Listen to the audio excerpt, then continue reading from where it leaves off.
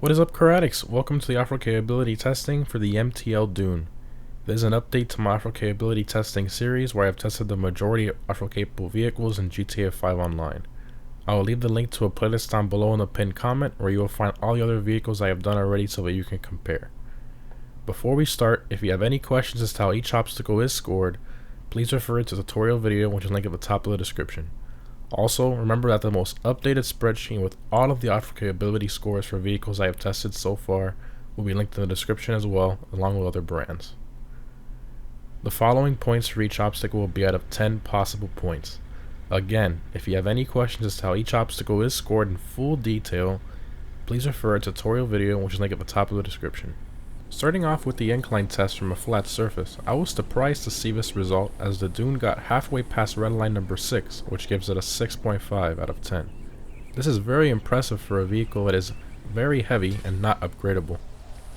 In stage 2 of this test, where it started at an angled position, it just barely gets a 4 out of 10. If we take both those scores, we get an average of 5.25 for the incline test. Next, we have the dirt incline test. The Dune has very good torque, but its top heavyweight bias and long wheelbase makes the front wheels lose traction. Nonetheless, it still makes it to the top, which gives it a 10 out of 10. Dirt braking is the best out of any vehicle I have ever tested. It stops well before the last red block and gets a 10 out of 10. Rock crawling for the Dune, as you can imagine, is not ideal, as that's not what it was designed for. But my testing includes it as every vehicle has its weak point. Throughout 3 obstacles, it bottoms out a total of 4 times and gets a 6 out of 10. In stage 2 of this test, which is subjectively scored, the weak point of the Dune is its low clearance front end, which is sad because after the front end is cleared, it pulls very well over the obstacles. So I have to give it a 6 out of 10.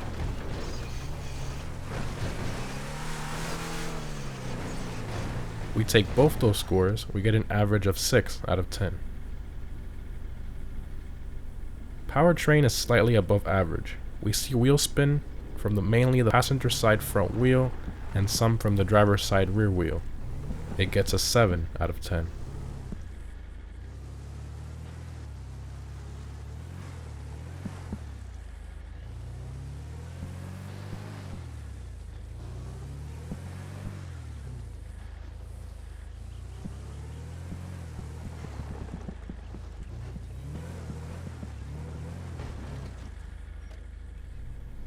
Next, we have bumper clearance. It has very good rear bumper clearance, but the front, not so much. It scrapes the first and second bump, which gives it an 8 out of 10.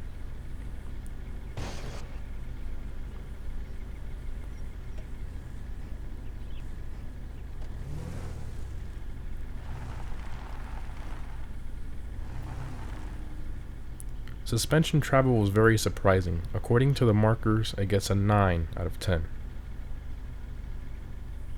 High-speed stability is excellent, but not as smooth as a Sand King or a monster truck, for example. It gets a 9 out of 10.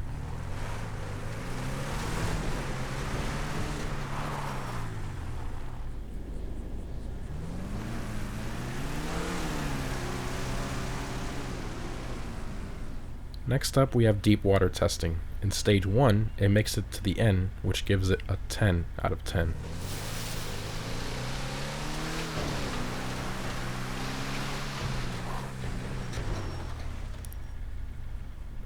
In stage 2, which is the deeper side, it makes it to the end again, which gives it a 10 out of 10. Obviously, being such a large vehicle, this is no problem for the Dune.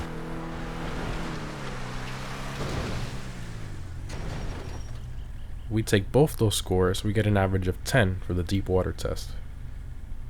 And finally, we have the dirt acceleration test. This path is exactly a quarter mile long. Using the handbrake launch, it gets an average 14-second quarter mile. This gives it a 6 out of 10.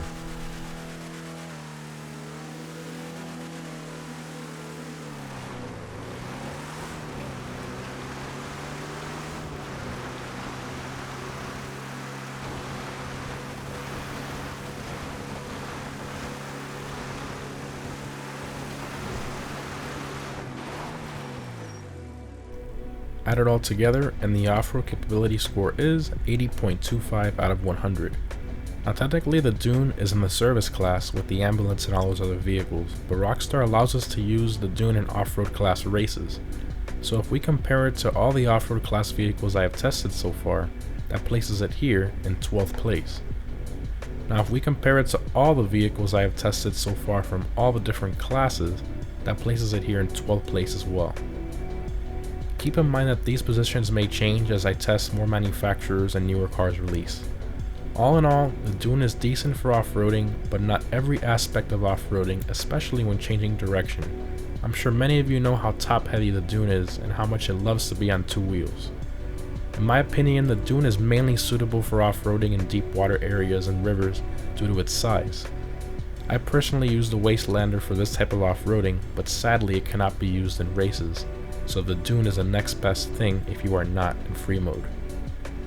Well, that's it guys, I hope you enjoyed the video. Again, if you would like to see the other videos on the other vehicles I have tested so far and how the Dune compares to all the other vehicles, I'll leave the playlist link down below, as well as a spreadsheet which will contain the most updated breakdown and scores for all the vehicles in one place.